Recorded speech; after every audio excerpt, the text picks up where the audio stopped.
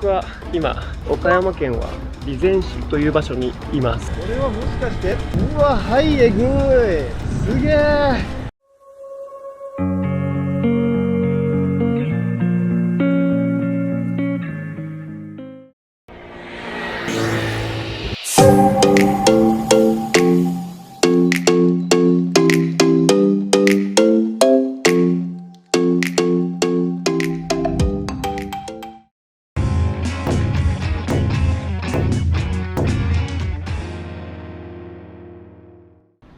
はい、皆さんこんにちは。僕は今岡山県は備前市という場所にいます。ここはね、瀬戸内海の海で、フェリーとかで香川県の小豆島とかに行けるみたいです。というわけで今日は兵庫県の絶景スポットに行ってみたいと思います。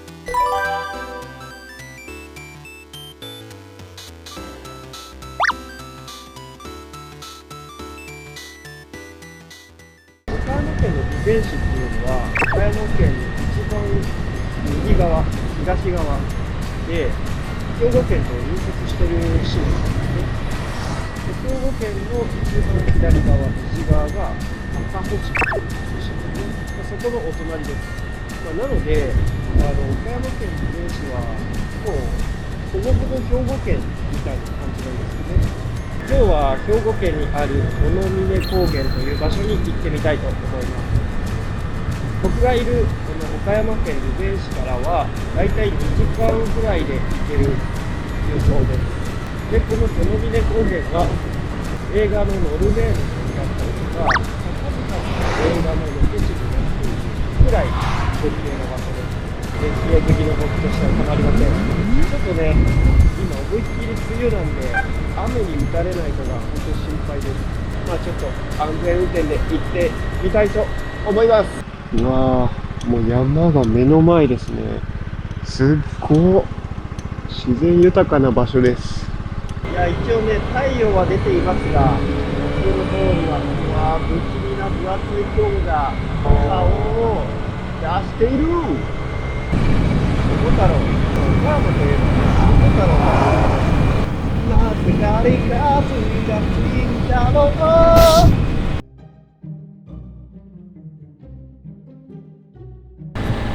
山道を登っております。なんとかね、原付バイクにも山道は登れております。僕は結構出ないけど、出ないから後ろの車とかにはちょっと出ないですけど、端っこによってね、いつでも抜いてくださいという姿勢で運転しております。これはもしかして、うわ、はい、えぐい、すげえ、やったー。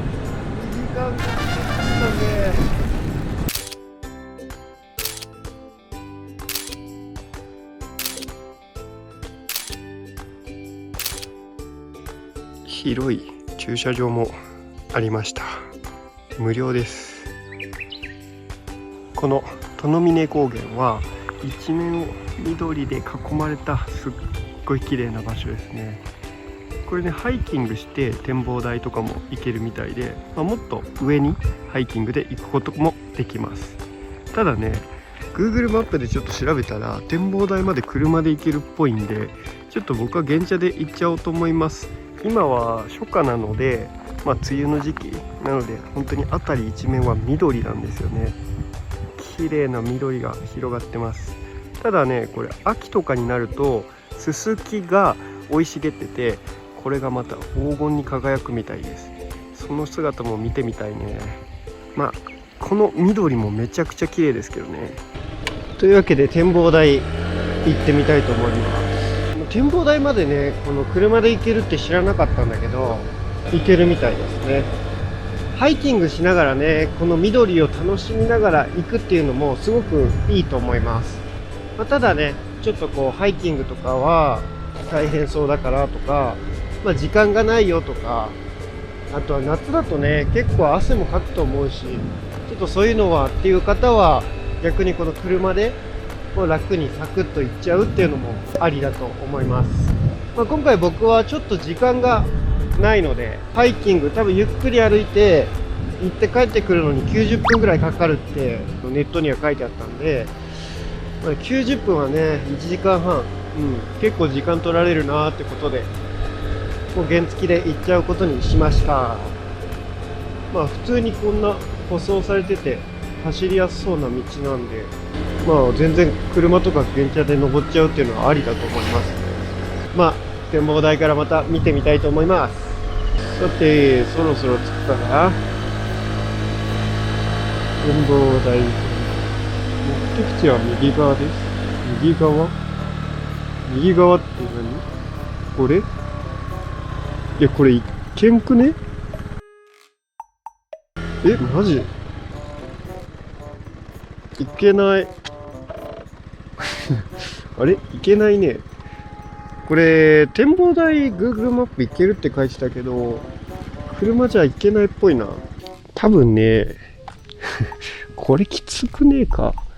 多分ここ登ってってあの木の向こうとかに行けば、まあ行けるっちゃ行けるんだろうけど、なんかマムシに注意とか書いてあったし、ちょっとねぬかるんでそうで、これまあ行けないことはないけど結構しんどそう。いやー、展望台は多分ハイキングで行くのがベターですね。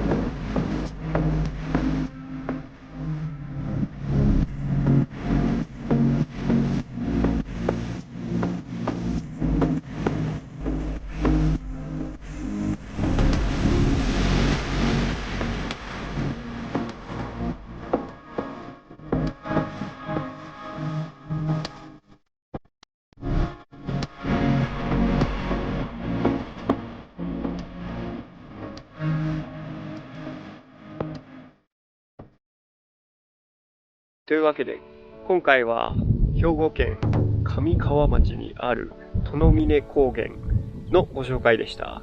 兵庫県が誇る絶景スポット、最高でした。